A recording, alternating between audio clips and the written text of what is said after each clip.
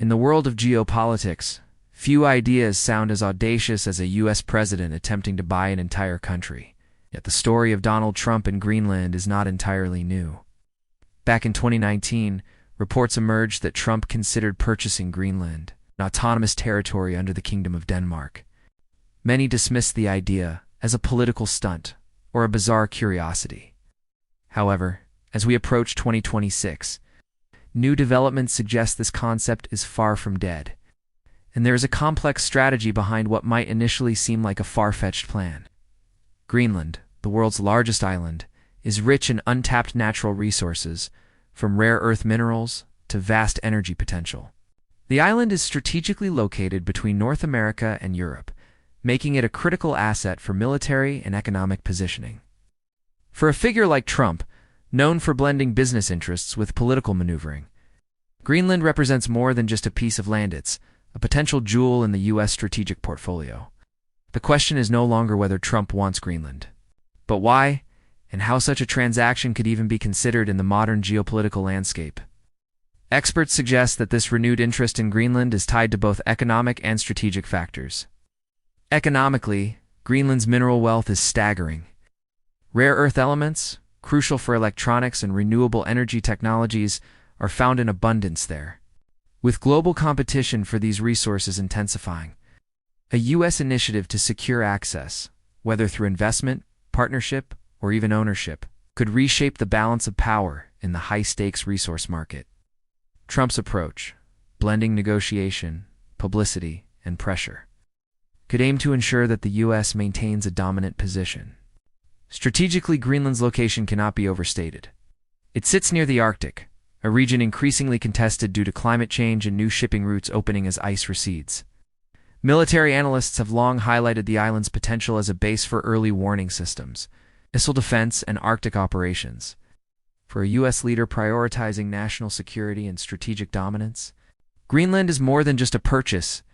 It is a safeguard against rival powers, particularly Russia and China, who have shown growing interest in the Arctic. Politically, Trump's Greenland maneuver is a masterclass in media strategy. The initial shock of the idea captured global headlines, reinforcing his image as a bold, unconventional leader. Beyond the headlines, this maneuver also puts pressure on Denmark and other Western allies, reminding them of the US's leverage and strategic priorities. Critics have called it a publicity stunt, but closer analysis shows that such proposals can be used as negotiation tools, a way to extract concessions or influence policy outcomes in international relations.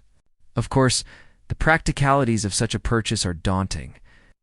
Greenland is not a sovereign nation, but an autonomous territory of Denmark, meaning any transaction would require Danish approval and likely face significant public and political scrutiny. Furthermore, Greenlanders themselves have expressed strong opposition to the idea, valuing their self-rule and cultural identity. This resistance makes any purchase politically and ethically complex, highlighting the tension between U.S. ambition and the rights of local populations. Trump's historical approach to business and negotiation provides insight into how such a plan might unfold. He has repeatedly demonstrated a willingness to propose bold deals, gauge reactions, and leverage negotiations to extract value. In Greenland's case, the idea of purchase could serve as a starting point for discussions on military bases, resource partnerships, or investment agreements, rather than an outright sale. By framing the proposal in extreme terms, Trump could potentially secure strategic gains without ever completing a literal transaction. Economic experts also warn of the broader implications of such a move. Attempting to purchase a territory in the modern era is almost unprecedented and could set a controversial precedent. Other nations might react defensively, and international institutions like the United Nations could become involved. Yet for Trump, the global attention and negotiation leverage might outweigh these risks, turning audacity into strategy. Another important factor is timing. With elections and global events shaping policy agendas, the Greenland proposal aligns with a period when the U.S. seeks to assert its influence in the Arctic and maintain dominance over critical resources. The announcement, whether intended as a serious offer or a calculated maneuver, ensures that Greenland remains on the geopolitical map and signals that the U.S. is prepared to take bold action in securing its interests. Finally, the narrative around Greenland also reflects Trump's broader political style: audacious, unconventional, and media-driven. Whether or not the purchase ever happens, it demonstrates a strategy that blends spectacle with negotiation. By keeping the world guessing, Trump maintains attention on his agenda, ensures leverage in international dealings, and frames himself as a decisive actor in global affairs. Despite these potential gains, there are inherent risks. A proposal like Greenland can strain diplomatic relations, alienate allies, and provoke international criticism. There is also the risk of domestic backlash. Citizens may question the feasibility and ethical implications of attempting to acquire foreign territory. Balancing bold ambition with practical execution is critical, and Trump's approach will likely require careful navigation of both domestic and international pressures. The question remains: can the U.S. extract strategic advantage without triggering a diplomatic crisis? Technology and climate change also play a role. As ice melts in the Arctic, new shipping routes and resource deposits become accessible. Control over Greenland or influence there means potential dominance over emerging maritime passages and economic corridors. The U.S., through a Greenland strategy, could position itself at the forefront of Arctic trade, resource extraction, and environmental monitoring. The intersection of geopolitics, climate change, and technology makes Greenland far more than a simple landmass.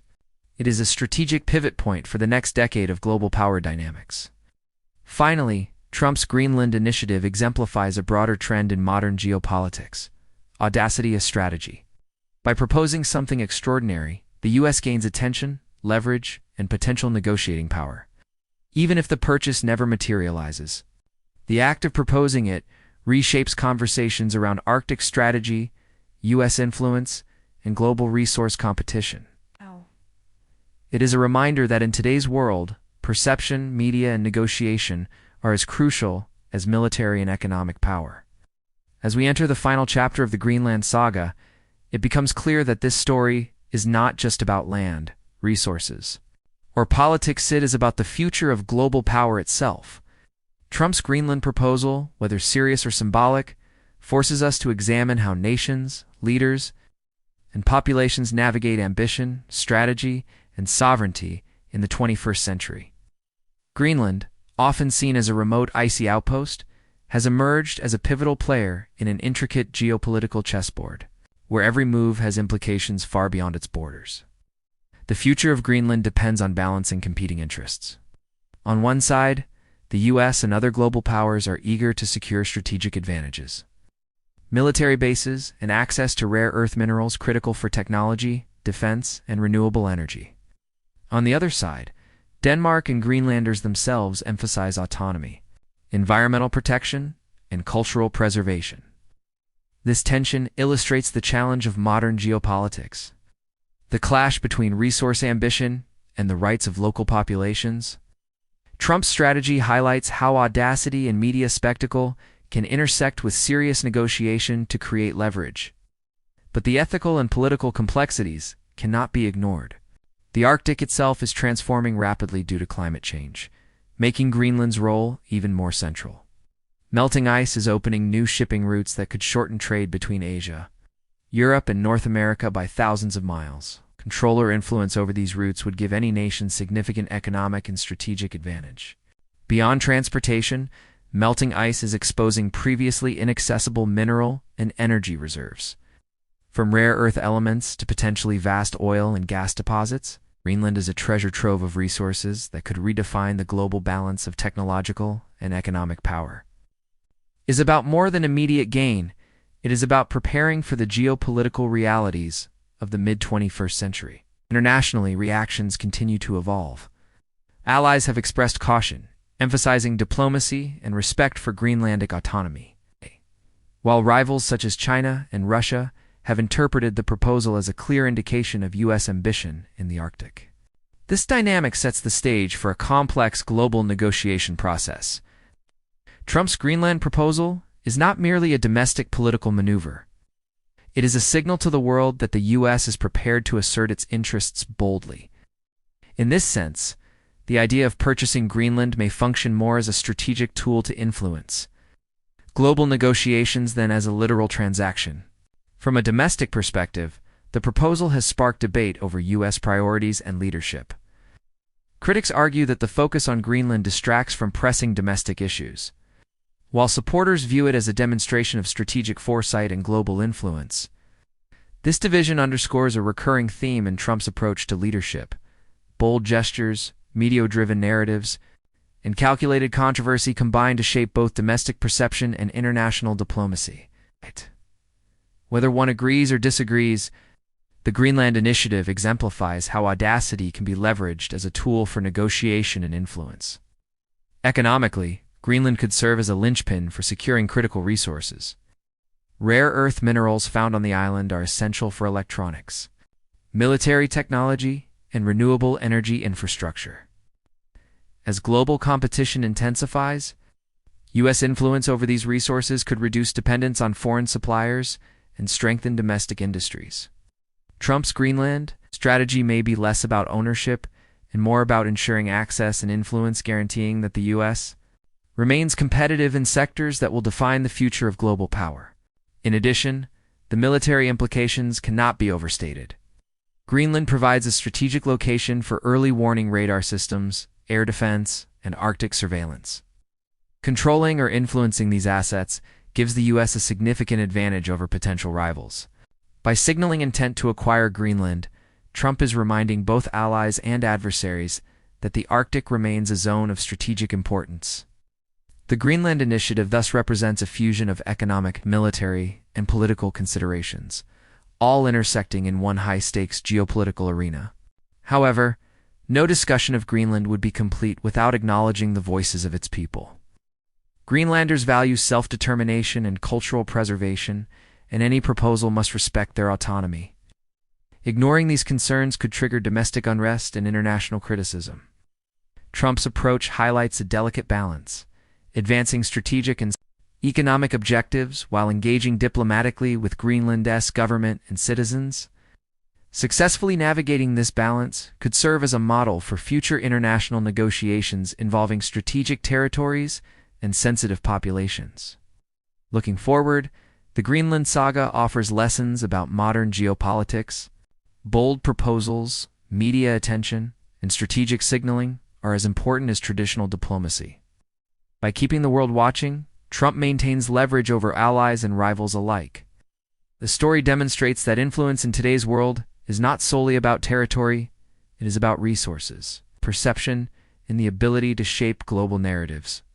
Greenland, far from being a frozen backwater, has become a symbol of strategic foresight and the complex interplay of power. Economics and media in the 21st century?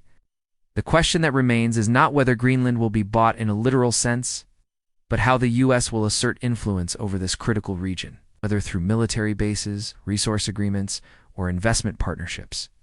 Greenland represents a strategic asset that cannot be ignored.